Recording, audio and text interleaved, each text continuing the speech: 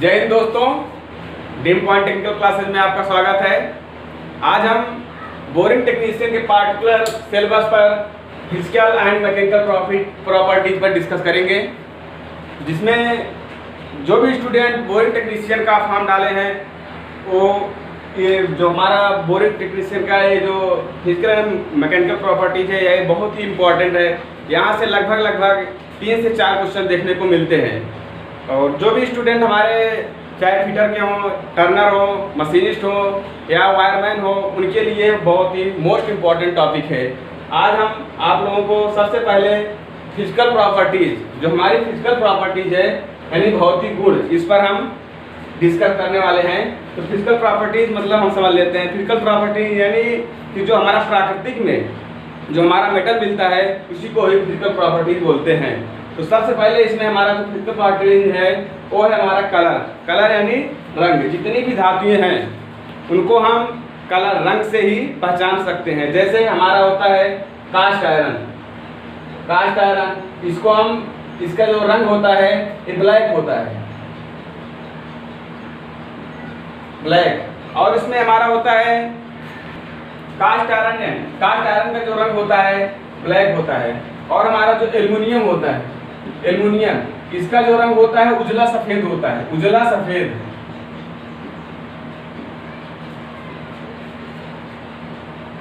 और जो लोहा होता है उसका भी रंग जो होता है ब्लैक ही होता है।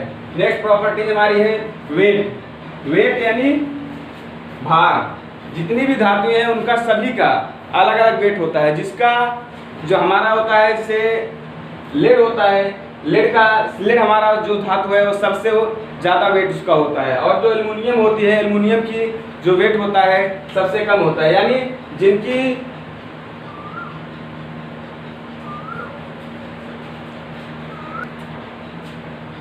जो हमारा मेटल होता है वेट होता है, इसमें क्या होता है कि जिसकी स्पेसिफिक ग्रेविटी जितनी कम होगी उसका वेट उतना ही कम होगा, और जिसकी स्पेसिफिक ग्रेविटी जितनी अधिक होगी उसका वेट उतना ही अधिक होता है। हमारा जो एल्युमिनियम होता है इसकी स्पेसिफिक ग्रेविटी 2.8 होती है, 2.8 होती है। इसका वेट जो होता है सबसे कम होता है। और जो हमारा लेड होता है इसकी स्पेसिफिक ग्रेविटी जो होती है 11.38 होती है, इसलिए इसका वेट जो होता है सबसे अधिक होता है। नेक्स्ट प्रॉपर्टीज हमारी है, इसमें देखिए स्ट्रक्चर यानी संरचना। जितने भी हमारी धातुएं हैं जब उन्हें हम बीच से तोड़ते हैं या काटते हैं तो उसका स्ट्रक्चर हमें दिखाई देता है। तो स्ट्रक्चर में हमारा क्या होता है, सभी जितने भी धातुएं हैं सभी का स्ट्रक्चर जो होता है अलग अलग होता है। जैसे हमारा स्टील होता है, स्टील का स्ट्रक्चर जो होता है एक ग्रेनुलर होता है।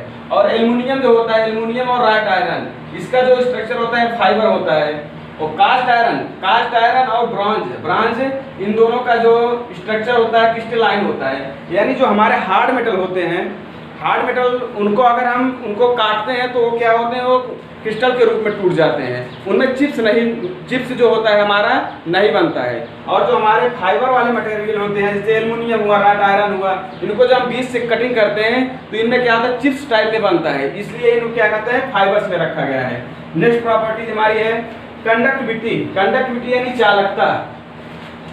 जब हमारा जो लोहा होता है, मेटल होता है, उसमें हम ऊष्मा प्रवाहित करते हैं या बिजली प्रवाहित करते हैं तो वो एक छोर से दूसरे छोर पर जाता है, इसी को क्या बोला जाता है कंडक्टिविटी होता है। इसमें जो हमारा लकड़ी होता है, लकड़ी का जो कंडक्टिविटी है वो सबसे खराब होता है, उसमें बैड कंडक्टिविटी होती है क्योंकि उसमें धारा प्रवाहित नहीं होती है, ना ऊष्मा प्रवाहित होती है। और जो हमारा लोहा होता है उसमें धातुओं में क्या होता है कि उसमें हमारा जो अच्छी कंडक्टिविटी है।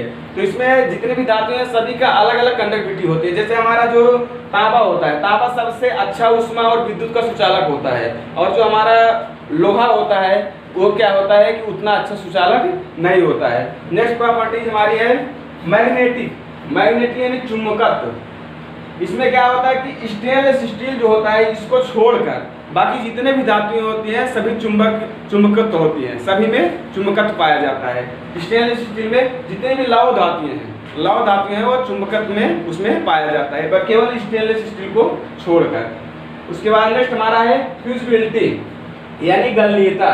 ये हमारा बहुत ही मोस्ट इम्पॉर्टेंट है, क्योंकि यहाँ से लगभग जितने भी हमारे एग्जाम हुए अभी, चाहे वो DRDO का हो, इसरो का हो, या ऑर्डिनेंस फैक्ट्री का हो, सेल का हो, सभी में लगभग ये क्वेश्चन पूछा गया है। यहाँ से ये क्वेश्चन बहुत ही इंपॉर्टेंट है। इसलिए यहाँ पर देखिए फ्यूजिबिलिटी यानी गलनीयता, इसमें क्या होता है कि जब हम किसी मेटल को उसके एक निश्चित तापमान पर लेकर उसे गर्म करते हैं तो वहां से क्या होता है, लिक्विड का रूप ले लेता है, तो वही गलनीयता बोली जाती है। जैसे हमारा टंगस्टन टिन होता है, टिन की जो गलनीयता होती है सबसे कम होती है 230 सेंटीग्रेड, और टंगस्टन जो हमारा होता है इसकी गलनीयता जो होती है सबसे हाईएस्ट होती है 3380। कहीं कहीं बुकों में दिया है 3370 दिया रहता है, कहीं कहीं 3380 दिया रहता है। तो हम लोग इस 3380 और 3370 के बीच में ही हम इसको मानते हैं।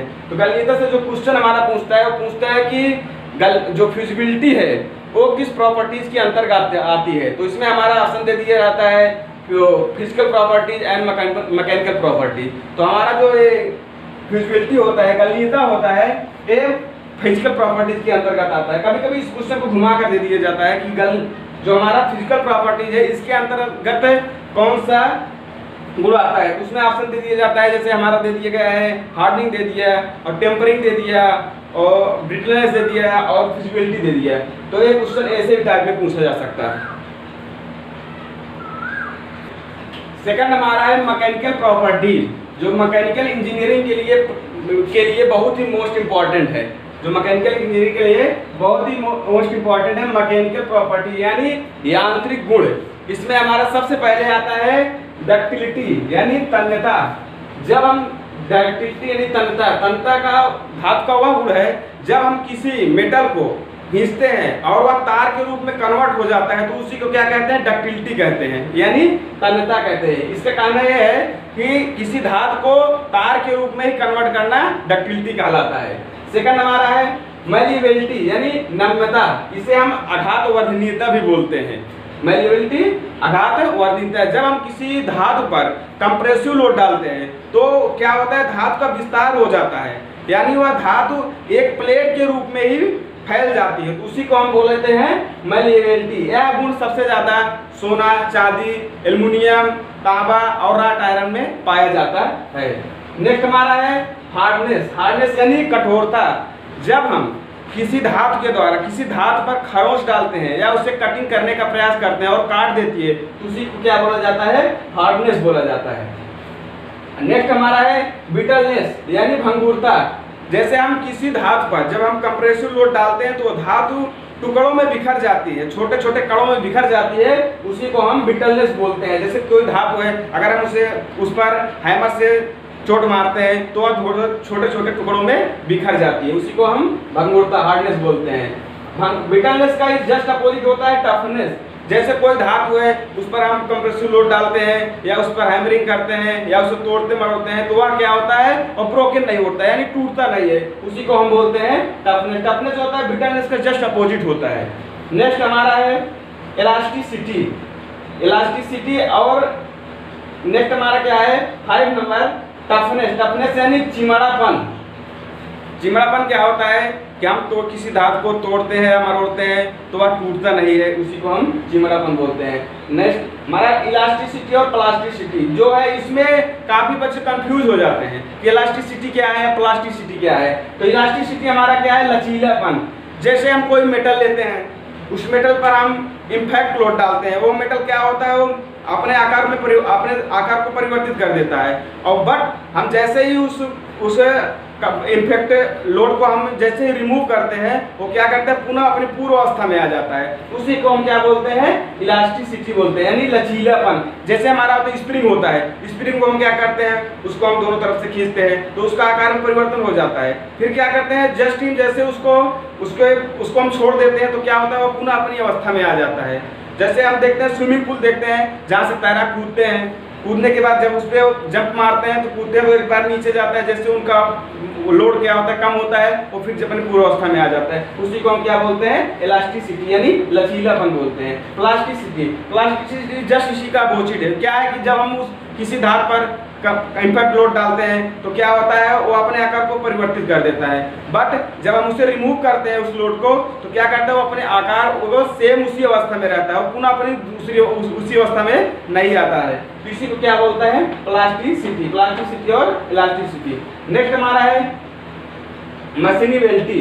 मशीनिबिलिटी मतलब कि जैसे कोई धातु है उसे हम मशीनिंग करने योग्य जब बना देते हैं तो उसी को क्या बोला जाता है, मशीनिबिलिटी। उसको हम आसानी से अगर कटिंग कर सकते हैं, मशीनिंग कर सकते हैं तो उसे हम मशीनिबिलिटी बोलते हैं। टेनासिटी। टेनासिटी क्या है कि जब हम किसी धातु को उसे हम दोनों तरफ से खींचते हैं और वह टूटता नहीं है, यानी ब्रोकन नहीं होता है, तो उसे क्या हम बोलते हैं, टेनासिटी। ये हमारे बोरिंग टेक्नीशियन जो है, इसका जो पार्टिकल सिलेबस है फिजिकल एंड मैकेनिकल प्रॉपर्टी, ये अभी तो इसके पहले फिजिकल प्रॉपर्टी बताए थे, अब मैकेनिकल प्रॉपर्टी बता दिए हैं। तो दोनों जो है हमारे बोरिंग टेक्नीशियन के लिए बहुत ही मोस्ट इंपॉर्टेंट है। यहाँ से 4 से 5 क्वेश्चन आपको बोरिंग टेक्नीशियन में मिलते हैं। बस यहीं पर हमारा वीडियो समाप्त होता है। आप लोगों को अगर हमारा वीडियो अच्छा लगा हो तो आप लोग इसे लाइक शेयर जरूर करें, और जो भी नए स्टूडेंट हैं इसे सब्सक्राइब करें और सामने वाले बेल आइकन बटन को दबाकर प्रेस करें। धन्यवाद।